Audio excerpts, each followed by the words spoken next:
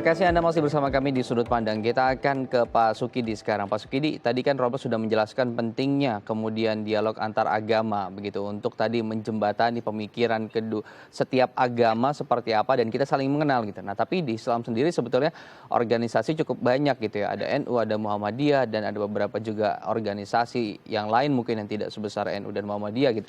Bagaimana kemudian kita berkumpul bersama untuk tadi ya merumuskan satu hal dakwah yang baik atau gagasan yang baik untuk tadi agar umat juga tidak terprovokasi, tidak bingung begitu. Seperti apakah ajaran-ajaran yang harus kita terapkan dalam kehidupan kita sehari-hari baik kepada Tuhan ataupun tadi kepada sesama manusia.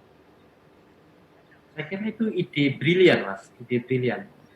Dan saya memberikan satu optimisme bahwa inisiatif yang baik ini akan dimulai oleh Gus Yakut, saya kira, dari Kementerian Agama.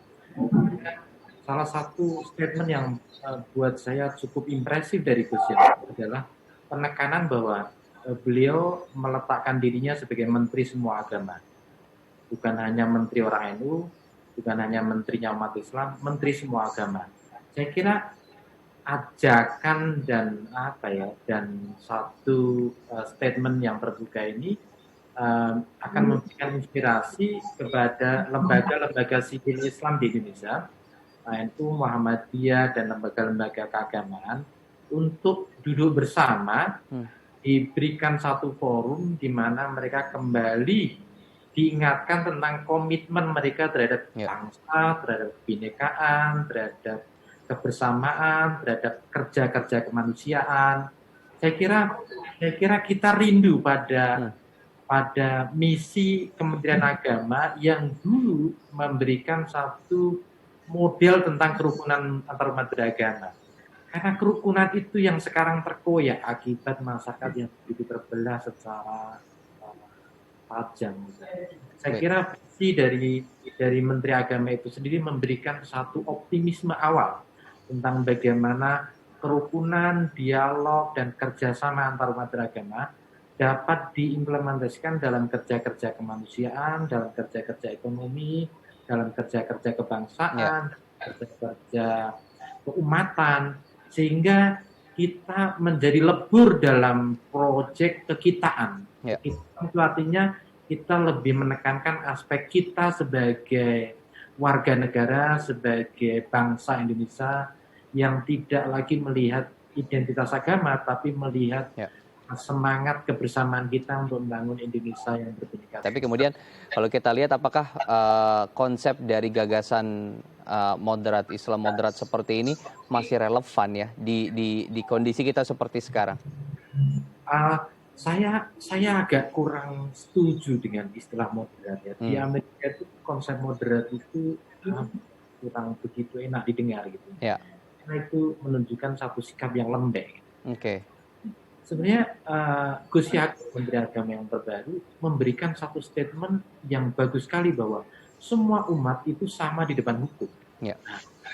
Saya ingin gunakan satu istilah yang lebih tepat, yaitu adalah setara. Umat beragama itu setara. Setara dalam beribadah, dalam mengekspresikan keyakinannya, dan juga setara di hadapan hukum. Sehingga kalau ada persekusi terhadap Ahmadiyah misalnya saja, yang kita lihat bukan Ahmadiyahnya. Yang kita lihat adalah ini umat beragama yang harusnya kita proteksi dari segala jenis persekusi. Karena itu yang kita pertama kali adalah the dignity of human being. Harkat dan martabat manusia yang tidak boleh dipersekusi atas nama apapun. Karena itu entah itu Ahmadiyah, Syiah, Muhammadiyah, NU, dan seterusnya, itu murni setara. Bukan hanya setara di hadapan hukum, tapi juga setara di hadapan Tuhan. Karena hak beragama, hak berkeyakinan, itu God-given liberty of conscience. Jadi itu hak berkeyakinan yang diberikan pada Tuhan. Dan karena itu keyakinan itu murni menyangkut hubungan kita dengan Tuhan.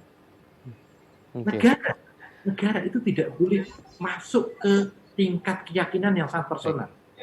Karena negara tidak bisa mengatur hal-hal yang spiritual dalam diri Ya, kita. baik. Nah, ini penting sekali setara, garis bawahnya adalah setara. Kita semua setara, keyakinan apapun setara. Bahkan untuk di kepercayaan Islam sekalipun ada beberapa golongan atau faham, itu pun tetap setara. Oke, baik. Saya mau terakhir ke Romo Beni. Romo Beni, ini menarik, singkat saja. Perihal bahwa kita setara gitu ya, memiliki keyakinan yang setara, bahkan di Islam atau misalnya di Indonesia pun banyak keyakinan agama ini setara gitu di mata hukum dan juga di mata Tuhan. Nah, bagaimana kemudian gagasan-gagasan ini bisa diterjemahkan atau disampaikan juga kepada pemuka agama di seluruh Indonesia? Yang mengembalikan kembali ya konstitusi ya. Jadi kita ini kan hidup bernegara, berbangsa, berkonstitusi. Jadi yang menjadi ukuran itu ya konstitusi itu. Nah, dalam konstitusi pasal 28, 29 jelas sekali. Kita mendapatkan setiap orang warga negara mendapatkan jaminan kebebasan agama dan kepercayaan. Kepercayaan itu juga agama-agama lokal itu harus mendapat perlindungan. Lah di sini yang sebenarnya pentingnya visi yang oleh Menteri Agama Gus Yakub itu dikembalikan lagi. Visi bahwa Indonesia itu setiap orang punya arti, punya makna dan tidak boleh direduksi. Ya. Oleh politik minoritas, mayoritas, nggak boleh. Tadi setiap orang itu harus dijamin hak-hak konstitusinya. Ini yang sebenarnya harus dikembalikan lah. Disinilah fungsinya dakwah kultural di sini. Jadi bagaimana para pendakwa, para rohaniwan, para pendeta, pastor, badande, kemudian semua juru dakwah itu harusnya mengedepankan konstitusi dalam hidup berbangsa bernegara. Dalam dakwah-dakwah kultural itu pentingnya dialog, titik temu, bagaimana Pancasila itu menjadi jembatan. Baik, jembatan jadi ya dari sebuah peradaban. perlu forum untuk kemudian bertemu, dan kemudian disitulah sebetulnya nanti bagaimana nilai Pancasila juga bisa disebarkan melalui dakwah-dakwah tadi. Apa yang dikatakan Gus Dur kadang-kadang benar, banyak hal karena kesalahpahaman dan paham yang salah itu terus-menerus dibiarkan.